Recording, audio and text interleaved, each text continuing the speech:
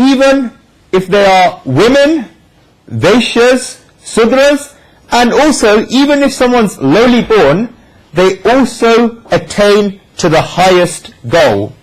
People have misinterpreted what Shri Krishna has said in this verse and ask, why is Shri Krishna saying this? In particular, women's liberation groups had a lot of difficulty in comprehending the meaning of this verse. Then groups representing certain communities also say that Indian culture only has casteism and division of society, where Vaisyas, who are merchants, and Sūdras, who laborers who do service, are separated. We will now see where these people are making a mistake in interpreting the words of Shri Krishna.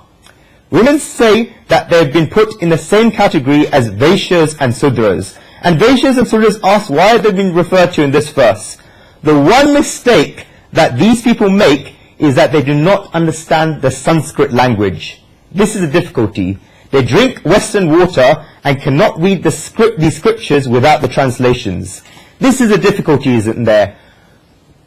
In this verse, the word Papayonaha, meaning lowly born, is a separate word. It's a noun, and it's not an adjective to describe Striya, women. It's not an adjective to describe Vaisyas, merchants, and it's not an adjective to describe Sūdras, laborers who do service. Shri Krishna has not said Papayona Striya, Papayona Vaishya, Papayona Sūdras. Read the words, which would have been lowly born women, lowly born Vaishyas, lowly born Sūdras. If it were in that meaning, then even I would be offended, because women are not lowly born. And the people who say this are wrong. They interpreted the scriptures wrong, and they've got vested interests. This is not what is being said in this verse. If people want to twist the meaning of this verse and are creating walls between people, then congratulations to them. But the word Papayoniha, lowly born, is in this verse is an independent word. Independent, and it's an independent word. If I were to say it from the second meaning, I'll say that these three people, Striha, women, Vaisyas, merchants, and Sūdras, laborers who do service, in some way or the other, not only in Indian culture, but in all cultures and fields, people have discriminated harshly against them, people have made fun of them wrongly, and people have criticized them wrongly. I'm going to come to what Shri Krishna is saying, and why Shri Krishna is using these three words, but before I get to that, you should know that these activities of discrimination have been happening not just today, but in ancient times. These categories of people have been so horribly looked down by people, and so wrongly looked down by people. Let's look at what great thinkers have said to discriminate against women. When I read these for the first time, my blood boiled. It made me so angry. There's a saying in English by a thinker during historical times, and not now, and has no gravity now. He said that there is a man and a woman, and the reason why we say woman is because after all the creatures are created, first God created Adam, and then Eve came, and then she wooed the man. Because she wooed the man, she was called woo man. But she did so with love, and therefore we take away one O and we say woman. I will say it again that this is not my opinion. I have very high respect for women and ladies, and this is what these horrible people wrote. It may surprise us that a thinker such as Ruskin had said such a horrible quote about women. Ruskin was not a humorist. He was a sincere writer and a very deep person. Who's heard of Ruskin?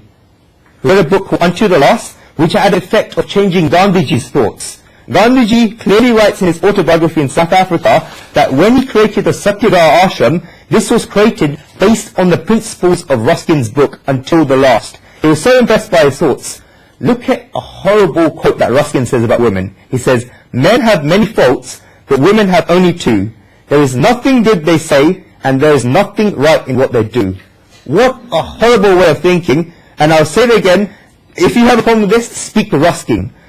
I plead with you after reading this chapter not to come to me to ask why I said this. In this way, women have been criticized in one way or the other in everyday life, in scriptures, in literatures. Some thinkers have even horribly said that no matter how nicely a woman lives and how much good deeds she does, it's not possible to attain liberation in a woman's body. If a woman does good deeds, then in the next birth she'll be born as a man and will attain liberation after becoming a man. Otherwise, it's not possible to attain liberation in a woman's body. This is what people have said, and this is what so-called religious people have said. Shri Krishna is a great revolutionary, and Shri Krishna destroys these ways of thinking. The words that Shri Krishna has used in this verse is not because he's supporting those who discriminate against the people mentioned in this verse, but but because he is opposing these people. And if any religious book downgrades women, it's said by saints, you should throw those books in the bin. Shri Krishna is saying that those who criticize women are wrong, and that it is possible for women to attain liberation. It's not said in the Gita that it's possible for men to attain liberation, it's said it's possible for women to attain liberation. This is Shri Krishna's perspective. Shri Krishna is a revolutionary. Shri Krishna has said three main things in this verse. First, he brings all non-war talks that were taking place into the battlefield. This is Shri Krishna's first revolution in the Gita. Shri Krishna has brought into the battlefield the conversation of metaphysics that a person who's sitting in the jungle, having retired after having grandchildren, would talk about. Shri Krishna brought non-war talks on the battlefield, and this is his first revolution. Secondly, Shri Krishna's second revolution in the Gita is that he has removed the feelings among people that only certain people have the right to read the scriptures. In the last 500 years, the Gita has become very dear to the people, but if you look before this period, then the Gita was not spoken of as much as it is today. This is because people said that the Gita is a smriti, a scripture that's remembered, and therefore people said that only those who wear a janoi, who knows what a janoi is? A sacred thread, exactly, can listen to the Gita and nobody else can do so. Many people have even said that the Gita is a scripture of sannyasis. What's a sannyasi? A person of renunciation. In the introduction before chapter 1 of the Gita commentary, I made certain things clear. The first of all, the Gita remained in darkness for years and years. At the beginning of the 20th century, Tilak, Gandhiji and other great personalities in the political field made the Gita a scripture of the people and placed the Gita in people's hands. There have been so many great personalities in religion, but some of them have said that the Gita is a scripture of sannyasis, people of renunciation. You should ask the question to these people about how the Gita can be a scripture of sannyasis, people of renunciation. The speaker of the Gita is not a sannyasi, person of renunciation. Shri Krishna preached the Gita, and Shri Krishna is not a sannyasi, person of renunciation, because Shri Krishna had 16,008 queens, and this was also social revolution for women's rights, and was Dwarikadish, the prince of Dwarika. The speaker of the scripture is not a sannyasi, a person of renunciation, and the listener of the Gita is not a sannyasi, a person of renunciation.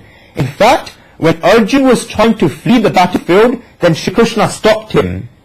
Not only that, but the writer of the scripture is not a sannyasi, person of renunciation. Vyasji, who wrote the Gita, was not a sannyasi, person of renunciation. Vyasji was of the material world. He lived in the material world. He was certainly a rishi, but he was not a sannyasi, a person of renunciation in a traditional sense, where one would go to run away from everything and wear simple clothes. There is nothing in the Gita that believes in such a way of life. This is Shri Krishna's revolution. Shri Krishna gets rid of people's feelings that only a certain number of people have the right to read the scriptures. Thirdly, the charioteer is preaching to the boss of the chariot. Has it ever happened that you're sitting in the car and the driver is telling you how you should live your life, how you should run your business and what you should invest in? How would you feel if your driver did this? Here, the charioteer is preaching to the boss of the chariot. Shri Krishna is a great revolutionary. What I mean to say, it's just like it is written about women, it's also written about types of people. The message of this verse is especially worth understanding. Shri Krishna is trying to say that regardless of the type of person, the community of the person, or the background of the person, everybody is able to go to him and attain liberation. Shri Krishna is not trying to call women, Vaisyas and Sūdras lowly born at all, but at that time, discriminatory thoughts were ripe, and Shri Krishna is crushing such thoughts. Not only during those times, but also now, is there not discrimination? Even now, you see so many people look down so horribly upon women. Not only that, but they look down on other people. These things are rife even today in society. People think that other type of people are wrong and that they are right. People are creating differences and divisions between each other. There are so many divisions in society. Brahmins say that they're the greatest. Kshatriyas, warriors, say they're the greatest. Vishas, merchants, say that they have all the wealth and they're the greatest. Even in one community, there are so many divisions. You all know better about this than I do. In the Varnik community, anyone here in the Varnik community? Okay, in the Varnik community, for example, there's different divisions such as Lad Varnik, Kapur Varnik, Dashanamani Varnik, Vishashmani Varnik. Even in a town, there are divisions, for example, Kapur Varniks, where you have in-town groups, out-of-town groups, groups for 6 towns, and groups for 9 towns. There are so many divisions there are so many differences, and each and every person considers himself the greatest and says that other people are not like those in his community. Then the other person says that these people are not like those in his community and that only people in his community are great. It is a root attitude of human beings that has remained to look down upon others. During the time in which Shri Krishna was saying the Gita, Hindus would say that they're the greatest and that all non-Hindus are useless and wild people. I say it with great clarity that such thoughts are written in the Vedas. For example, that Aryans are great and non-Aryans are Dasyu, barbarians and bandits. The word Dasyu is in the Vedas. Maybe Aryans had more civilization and culture, whereas these people were not like that, but does this mean that they were bad people? This attitude has remained where people think that their type are the greatest. This is not only in India, but the world over.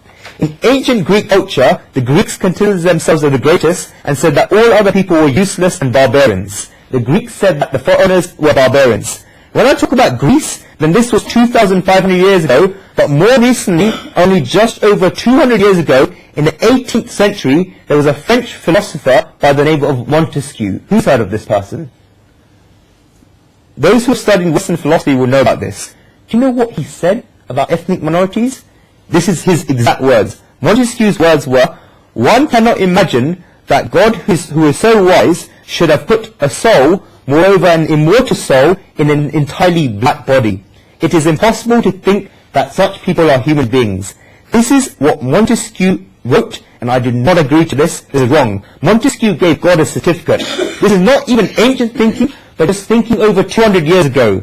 This is what the French philosopher Montesquieu said. Shri Krishna strikes a blow to such thinking and crushes it by saying that no man is high up and no man is low down, no woman is high up and no woman is low down. The scriptures say that Chanda Lapit Vijashresha Hari Bhakti Paranat. A funeral worker will be the greatest among Brahmins if he is devoted to God. Even if a person is a funeral worker working in the mortuary, if he is a devotee of Hari God, then he will be the greatest among Brahmins. This is if the person performs devotion of Hari, God. The Supreme Soul never accepts calling people untouchables. I just ask one question. Gevat took Sri Ramchandraji across the Ganga River. During that time, the people in society considered Gevat as an untouchable, yet Sri Ramchandraji embraced Gevat. Guru, the king of Nishad, was living with his people in such a state that they accepted that they cannot touch certain people, otherwise they will incur sin. It is clearly described in the Ramayana that when Guru, the king of Nishad, went to touch Sri Ramchandra's feet, then he did so from far away. He had accepted that he could not touch Sri Ramchandraji because Sri Ramchandraji was a prince, and that if he touched Sri Ram, then it would be impure. He thought that he could not touch Sri Ram, and therefore Guru bowed down to Sri Ram from far away. At that time, Sri Ram himself went close to Guru, bent down to pick Guru up, and said, "Come Guru, come and sit with me." This is the true beginning of Ram Rajya, the kingdom of Ram, happened there. The Supreme Truth does not believe in discriminating against people. Shri Krishna is saying this very same thing over here in this verse. If you want to get the meaning of the words in this verse, then great saints have explained them. Stri can be taken to mean those in slightly weaker bodies and physical capability. Those who are weak can attain the Lord. Vaisyas could be used to mean those who are covetous, because they translate everything in terms of its wealth and not how cultured, religious or devoted a person is, a Vaishya perspective. They only create relations with people if they can earn their money. If they cannot earn their money, then they leave the person. This is the attitude of a Vaishya, which is representative of greed. Those who are covetous can also attain the Lord. Sūdra are representatives of foolish people, and they can also attain the Lord. Just because a person is foolish, does this not mean that doors of God are not closed to them? God is forever and always standing with open arms, and whenever an individual soul turns to God, then God embraces them. The Supreme Soul does not look at the type of person, their group in society, their beauty, their knowledge or anything else. The Supreme Soul only looks at the person's devotion. There's a very beautiful verse I want to share with you all. Vyadas ataranam Dhruvasya chavayo vidya gajendayaskata kajati viduya fapate ugrasya himor posharam kupashak kaminiya rupanim apikiram intad sudam nodanam bhaktya tushati keshavam bhaktya tushati kevalam tu ganai bhakti priya madhava. What was Vyad's conduct? Where was Dhruv's age? Not me, the Dhruv in the scriptures. Where was Gajendra's education? What was Vidu's class? What strength did Ugrasen have? What beauty did Kubja have? How much wealth did Surama have? The Supreme Soul does not look at outer qualities. The Lord is satisfied only with devotion. because only devotion is dear to Vishnu, God. The poet asks questions. Vyad's conduct was that of a hunter, and he fired an arrow at Shri Krishna. At that time, the Supreme Soul granted him liberation. What was Vyad's conduct? It was of firing an arrow, yet the Lord granted their liberation in the end. What was Dhruv's age? He was only 5. If it was so that people only got liberation after a certain age, then what was Dhruv's age? Does only a person with a lot of education get liberation? Then what was the education of the elephant Gajendra, to whom the Supreme Soul granted liberation? If one can only attain liberation if their class is high, then what was Vidurji's class? Vidurji was the son of a maidservant. The king of the Yadavs, Ugrasen, was granted liberation by God. What strength did Ugrasen have? What attacks did he make and show? Nothing. If only beautiful people could attain liberation, then the poet asks, what beauty did Kubja have? What beautiful form did Kubja have? She had spinal deformities in 3 places, and she was a hunchback. If one could only attain liberation if they had wealth, then would the Supreme Soul have met Sudama? What wealth did Sudama have? The Supreme Soul does not look at outer qualities, and the Lord is satisfied only with devotion, because only devotion is dear to Vishnu. I'll say again that this verse does not contain any criticisms of women. Many women have attained liberation, and this is stated in our scriptures. I'll give you evidence. There is no reason why this verse would in any way criticize women. Everybody knows about Meera, Gargi, Maitri, etc. And in Maharashtra, there was a woman devotee by the name of Sakubai. Anyone heard of her? Sakubai? Kabirji went to get blessed by Sakubai. In that time, it was not as if people could get off after an hour's flight or train or bus journey. Kabirji went walking. In an interior village in Maharashtra, Sakubai was residing there. After asking and searching, Kabirji reached there where Sakubai was and arrived at a house. He asked if Sakubai was there. The person who answered said that she had gone to sell grains in the market. Her business was to sell grains. Kabirji was surprised that she had gone to sell grains in the market. Kabirji found it strange that there was a woman devotee like this. Kabirji reached the market and he saw that there was a crowd of people gathered there. He saw that 2 women were shouting at the top of their voices and fighting. Kabirji asked everyone where Sakubai was, and one other person pointed out that the first person who was fighting was Sakubai. Kabirji thought they had come all the way from Banaras to get her blessings, as she was such a devotee who was fighting in the market. Kabirji went close, and Sakubai saw that someone had come. Sakubai of course did not know who he was, and said that, you look like a great saint who has come from outside. All these people in the market of the town are gathered here, so you show us a way out of this, because it is a very big fight.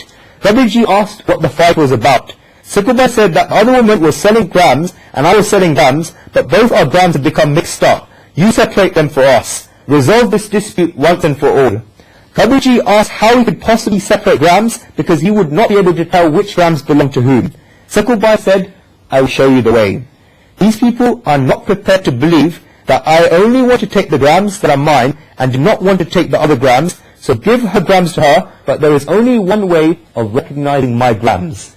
As soon as you bring my grams to your ears, then you hear the vibrations of Ram, Ram, Ram, the name of God for my grams. Those are my grams. Those that do not have this sound should be given to her. Kabirji in reality brought those grams to his ears, and he saw from Sakubai's grams that the sound of Ram, Ram, Ram manifested. You may doubt the factuality of this, but I'm not prepared to believe this as false, because when one has performed actions remembering someone all the time, then the sound and the smell of that person becomes manifest. If one remembers God continuously and performs actions, then the actions will certainly be beautiful. When one remembers God continuously while cooking food, then the food can never be cooked incorrectly. Whatever action you're performing, remembering God, then God manifests from that action. Can such a person not attain liberation? Will the Supreme Soul not accept such a person? If the sound of the Lord becomes manifest from the karmas of such a person, then how much must God become manifest in her life? Even if a person is the most ordinary of all ordinary people, God says here that He accepts such a person. If you look at it actually, the next verse is a continuation of this verse. Feel free to grab these chairs to the side. Sorry. Okay. Next verse, Nishka.